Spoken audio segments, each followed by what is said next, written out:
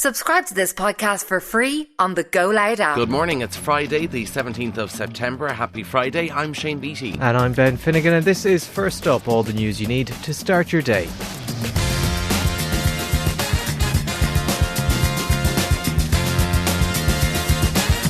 On this morning's edition, 2 due in court over Lyra McKee's killing.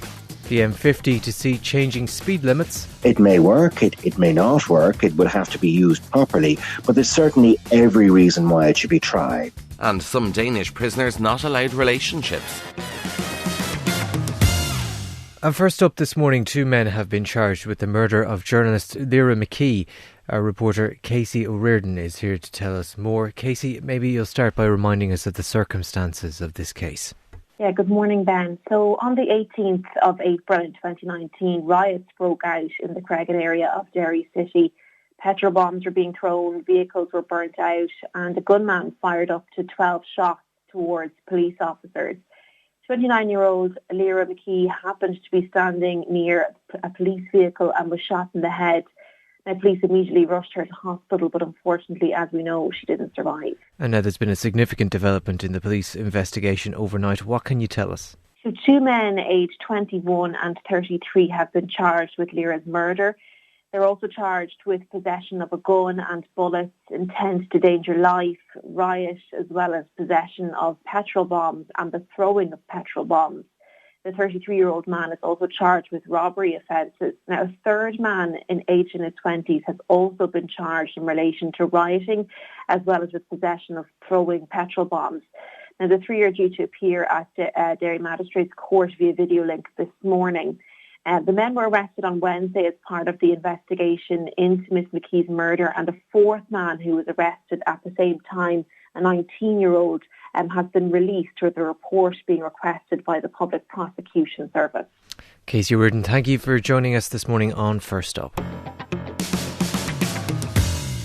Details of new variable speed limits on Dublin's M50 will be announced this morning. The new measures will see speed limits change depending on road conditions in a bid to reduce congestion and the number of accidents. News Talk's political correspondent Sean Defoe reports. Variable speed limits on the M50 have long been discussed, and more details of how exactly they'll work will be released today. They will allow the speed limit on the motorway to be reduced along certain sections according to traffic or weather conditions. It's expected traffic could be reduced from 100 kilometres an hour to 80 or 60 for stretches, with the limit displayed on overhead notice boards. Limits could go as low as 40 kilometres an hour around accidents, for example. Transport Infrastructure Ireland has said it's hoped the measures will reduce the stop-start nature of traffic on the M50 and ease congestion, leading to fewer rear-end collisions. A bill to give legal power to the variable speed limits is still making its way through the Oireachtas after being considered for pre-legislative scrutiny over the summer. If successful, the provision of variable speed limits could be extended to other motorways across the country. One of Ireland's largest teachers' unions says it's too soon to change the rules for children who are close contacts of a confirmed COVID-19 case. Yesterday, NPHET indicated the current requirement for children to be tested and to restrict their movements may cease at the end of this month. At present, over 10,000 children are absent from Irish schools after being designated close contacts.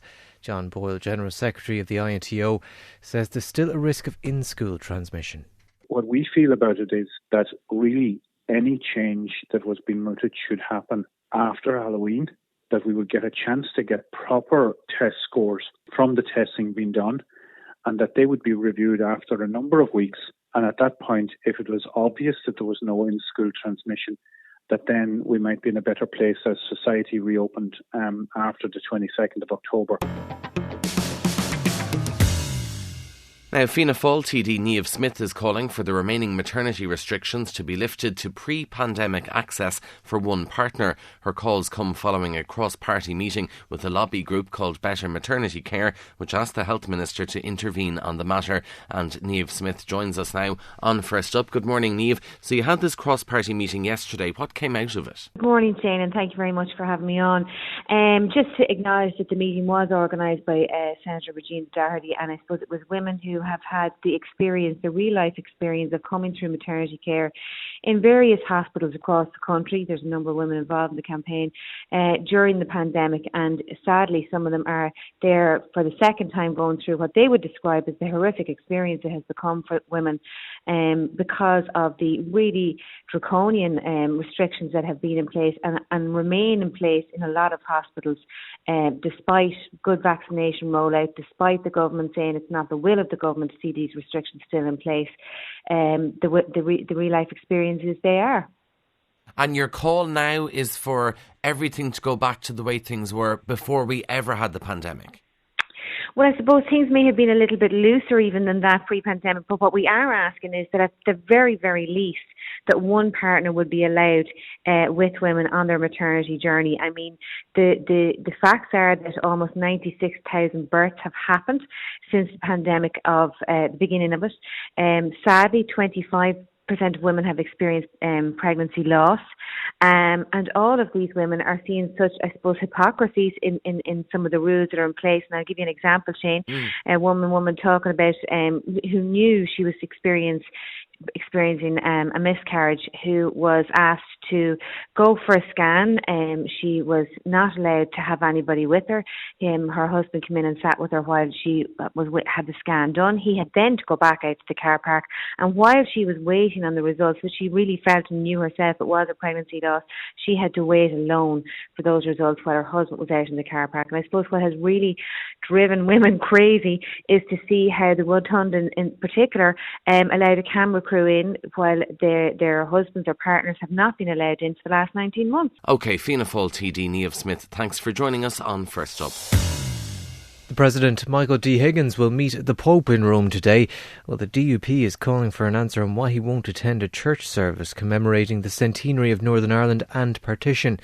A mass is being held in Armagh next month by the main religious leaders, with the UK's Queen to attend, but the President has said he's not in a position to be there. While in Italy, President Higgins has already met with the Italian President and today is expected to discuss economic changes needed post-COVID and the future of Europe with the Pope.